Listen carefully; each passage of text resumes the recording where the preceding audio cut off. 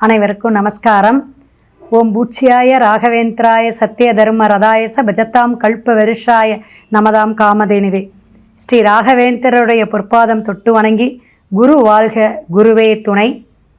அனைவருக்கும் நெட்சன் டிவி நேயர்கள் அன்பர்கள் அனைவருக்கும் வாழ்த்துக்களையும் வணக்கத்தையும் தெரிவித்து கொண்டு உங்களுடைய ஆதரவுக்கு ரொம்ப ரொம்ப ரொம்ப நன்றிங்க.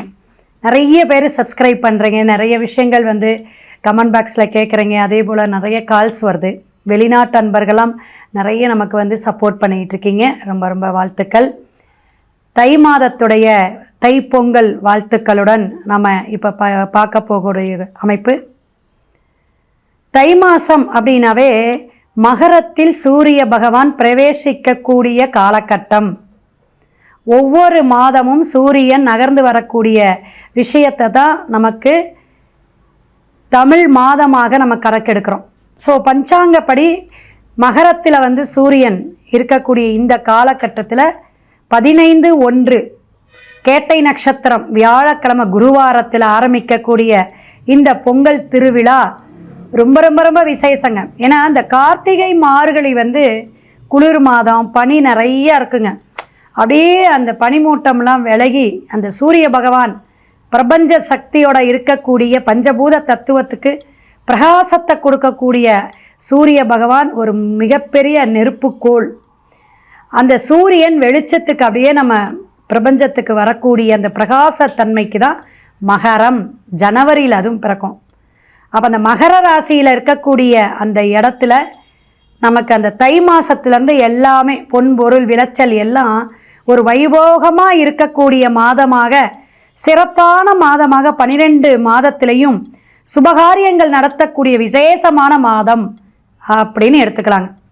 காமதேனு வழிபாடு நம்ம மனுஷாவெல்லாம் சூரியனுக்கெல்லாம் நம்ம தைப்பொங்கலுக்கு வச்சு நைவேத்தியம் பண்ணி பொங்கல் வச்சு வழிபாடு எடுக்கிறோம். ஆனால் காமதேனு மாடுக்கு பசுவுக்கெல்லாம் நம்ம மாட்டுப்பொங்கல் 16ஆம் தேதி எடுக்கக்கூடிய இந்த விசேஷமான கால்நடைக்கெல்லாம் நம்ம எடுத்தால் நமக்கு அத்தனை விஷயம் நடக்கும். காமதேனுனா ஐஸ்வர்யத்தை கொடுக்கக்கூடியதுன்னு அர்த்தம். நம்மளுடைய தொழில், ஆரோக்கியம் அனைத்தையுமே செல்வ வளத்தை கொடுக்கக்கூடிய லக்ஷ்மி கடாட்சம்னு சொல்லுவாங்க. அதனால தான் அந்த பூஜை அமாவாசையிலேயோ பௌர்ணமியிலெல்லாம் அந்த பசுவுக்கு நம்ம பூஜை செய்கிறதே அவ்வளோ விசேஷம். ஸோ அவங்களுக்கு ஒரு சிறப்பான பண்டிகையாக, உழவருடைய பண்டிகையாக, இப்படி ஒவ்வொருத்தருடைய விஷயமும் இந்த 3-4 நாட்கள் நம்ம காணும் பொங்கல் வரையும் கொண்டு வந்துடுவோம். அதே போல் இந்த ஞாயிற்றுக்கிழமை அமாவாசை வருதுங்க. இந்த தடவை தை அமாவாசை அப்படிங்கிறது பித்ருகளுக்கு, இறந்தோர்களுக்கு, முன்னோர்களுக்கு கொடுக்கக்கூடிய விசேஷமான ஒரு அமைப்புன்னு சொல்லலாம். இந்த அமாவாசையில் நம்ம கொடுக்கும்போது எல்லாருக்குமே இந்த வருடம் ஃபுல்லாகவே நல்லா இருக்கும் அப்படின்னு எடுத்துக்கலாம். தை 11ஆம் தேதி வரக்கூடிய ஞாயிற்றுக்கிழமை ரதசப்தமி வருது. அதுவும் ரொம்ப சிறப்புங்க. பெருமாள் வழிபாடு, நம்மளுடைய சூரியனுடைய ஆதிக்கத்தை சொல்லக்கூடிய அனைத்து சகல விஷயமும் நடக்கக்கூடிய ரதசப்தமி வழிபாடு எல்லாம் ஃபோன் பண்ணி கேளுங்க டவுட் இருந்தால். ஒவ்வொரு ராசிக்காரர்களுக்கும் நம்ம பலாபலன் பரிகாரத்தோட வரிசையாக நம்ம பார்ப்போம். தொடர்ந்து வீடியோவை நீங்கள் கவனிங்க, பாருங்கள். அதே போல் சப்ஸ்கிரைப் பண்ணிக்கோங்க. ரிஷபராசி நேயர்களே, பொங்கல் நல் வாழ்த்துக்கள். கோச்சார கிரகப்படி உங்களுக்கு 2ஆம் இடத்துல குரு வக்கரம் பெற்றிருக்குதுங்க. நல்ல விஷயங்கள்லாம், உங்கள் வாக்கு எப்பயுமே சுத்தமாக இருக்கும். மன தெளிவோடு பேசக்கூடியவங்க, எதையுமே எடுத்த காரியத்தில் நம்ம ஜெயிக்கணுங்கிற எண்ணங்கள் உங்களுக்கு இருக்கும். ஏன்னா சுக்கரன் நல்ல ஒரு அமைப்பில் உங்களுக்கு எப்பயுமே ஒரு நல்ல விஷயத்தை கொடுக்கும். சந்திரனும் சுக்கரனும் உங்களுக்கு எப்பயும் ஒரு லக்கின்னு வச்சுக்கலாம். அப்போ ஏற்பட்டவ. அப்போ சனி உங்களுக்கு எப்படி இன்னும் விசேஷமானவர்னு அர்த்தம். ரிஷபத்தில் சனி பகவான் இருந்தால் கோடீஸ்வர யோகம் அப்படிமோ. அப்போ சனி பகவான் லாபஸ்தானத்தில் இருக்கிறார். அப்போ இருக்கும்போது உங்களுக்கு நிறைய தொழில் விஷயங்கள்லாம் இந்த வருஷம் நிறைய விஷயங்கள் மாற்றத்தை கொடுக்கும் பொழுது இந்த தை மாதம் நீங்கள் நிறைய மாற்றத்தை ஏற்படுத்தக்கூடிய இதுக்கு துணிஞ்சு இறங்குங்க. உங்களுடைய தொழிலாக இருக்கட்டும், உங்களுடைய வருமானமாக இருக்கட்டும், சப்டிவிஷன் அப்படிங்கக்கூடிய அமைப்பு, இதெல்லாம் நீங்கள் செய்யக்கூடிய விஷயங்களுக்கு எல்லாம் சக்ஸஸை கொடுக்கக்கூடிய காலகட்டமாக இருக்கிறது. பயப்பட வேண்டாம். ஃபஸ்ட்டு பயத்தை விட்டுருங்கோ. ரிஷபம் 4ஆம் இடத்துல கேது. வீடு, வண்டி, வாகனம் ஏதாவது பழுது ஏற்படும் அல்லது புது வண்டி ஏதாவது ஆஃபரில் வந்துச்சுன்னா நீங்கள் வாங்கிக்கலாம். 2 வீலர் 4 வீலர்லாம் வாங்கக்கூடிய காலகட்டங்கள் நல்லா இருக்கும். பயப்பட வேண்டாம். அம்மாவுக்கு தாய் வழி சொந்தத்திலேயோ அல்லது அம்மாவுக்கு கொஞ்சம் மருத்துவ செலவு அப்பப்போ கொடுக்கும். அதில் மட்டும் கொஞ்சம் கவனம் தேவை. உடனே டாக்டர்கிட்ட கூட்டிகிட்டு போய் உடம்பு முடியல அப்படின்னா காமிச்சிருங்க. எப்பயுமே ரிஷபமும் கடகமும் தாயை நல்லா பார்த்துக்கணும். அம்மாவை நல்லா பார்த்துக்கிட்டா தான் நமக்கு நிறைய விஷயங்கள் நம்ம தெளிவாக இருக்க முடியும், நம்ம மன சந்தோஷமாக இருக்க முடியும் அப்படிங்கிறத நீங்கள் தெரிஞ்சுக்கணும்.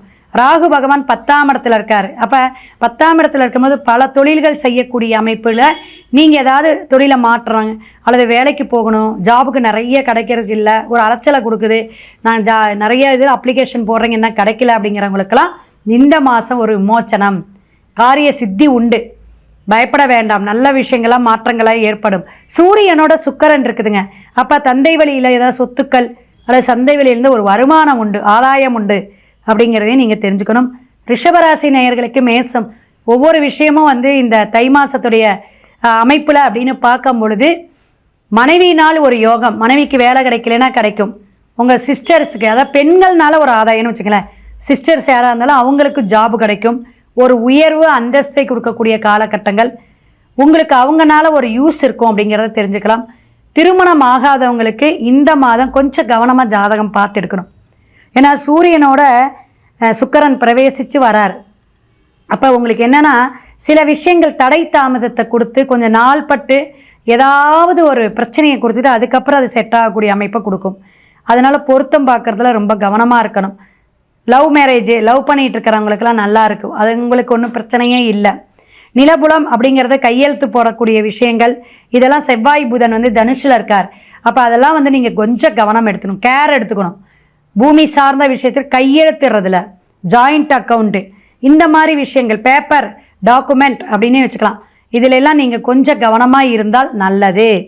ரிஷபராசிக்காரங்க எந்த மாதம் எந்த விஷயத்தை நம்ம எடுக்கும் பொழுது அது பிரச்சனை இல்லாமல் இருக்கும் அப்படிங்கிறத நீங்கள் யோசிக்கணும்.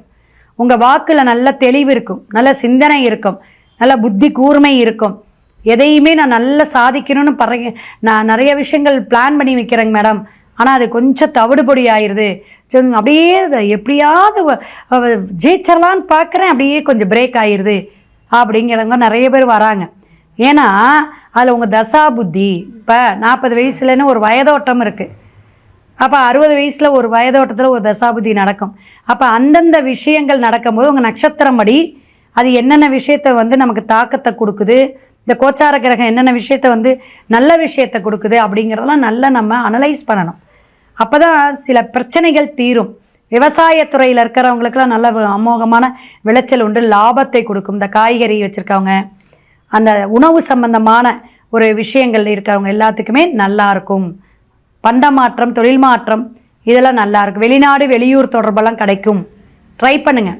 நம்ம சோம்பேறியாக இருந்துக்கிட்டு கிடைக்கலன்னு நம்மளே வீட்டுக்குள்ளே உட்காந்துட்டு புழம்பக்கூடாது. எந்த ஒரு விஷயம் இப்போ சொல்லுவாங்கள்ல, கூரையை பிச்சுக்கிட்டு நமக்கு கொடுப்போங்கம்மா, லாட்ரி சீட்டில் விழுவுமா, இதெல்லாம் நமக்கு வந்து என்னென்னா ராகு சுக்கிரன் நல்லா இருந்தால் விழும். ஆனால் அந்த தசா புத்தியோ அல்லது நல்ல விஷயங்களோ இருக்கணும். 9, 11ஆம் பாவகம் நல்லா இருந்தால் லாட்ரி சீட்டு யோகம், ஷேர் மார்க்கெட்டிங்கில் நிறைய வந்து நமக்கு லாபத்தை கொடுக்கும். அப்போ சட்டுன்னு நம்ம சீக்கிரமாக குபேரன் ஆகணும், சீக்கிரம் கோடீஸ்வரன் ஆகணும் அப்படிங்கிறத எல்லாத்துக்குமே இயல்பிலேயே அந்த பணத்துங்கிற விஷயமும் நமக்கு ஒரு தேடுதல் இருந்துக்கிட்டே தான் இருக்கும். அப்போ ரிஷபராசிக்காரங்கெல்லாம் இந்த மாதம் வந்து பசுவுக்கு நல்லா என்ன அகத்திக்கீரையோ உங்களால் வெல்லம், கோதுமை கலந்த உணவுகள் இதெல்லாம் வந்து போட்டு நீங்கள் கொடுங்க, உங்கள் கையால் கொடுங்க. அதே திங்கக்கிழமை கொடுங்க, ரொம்ப விசேஷமாக இருக்கும். தவிடு வாங்கி கொடுக்கலாம், அகத்திக்கீரை வாங்கி கொடுக்கலாம், வாழைப்பழம் வாங்கி கொடுக்கலாம். இதுபோல் நீங்கள் கொடுக்கும்போது திங்கக்கிழமை கொடுத்துக்கிட்டே வாங்க, உங்கள் மனசுக்கு பிடிச்சதெல்லாம் நடக்கும், காரிய சித்தியாகும். மேற்கொண்டும் சிவன் கோயிலில் இருக்கக்கூடிய பிரதோஷ காலில் போயிட்டு பால் தேன் அபிஷேகத்துக்கு வாங்கி கொடுங்க, பிரதோஷத்துக்கு வாங்கி கொடுங்க. சிவபுராணம் பாராயணம் பண்ணுங்கள், அற்புதமான மாதமாக இருக்கும்.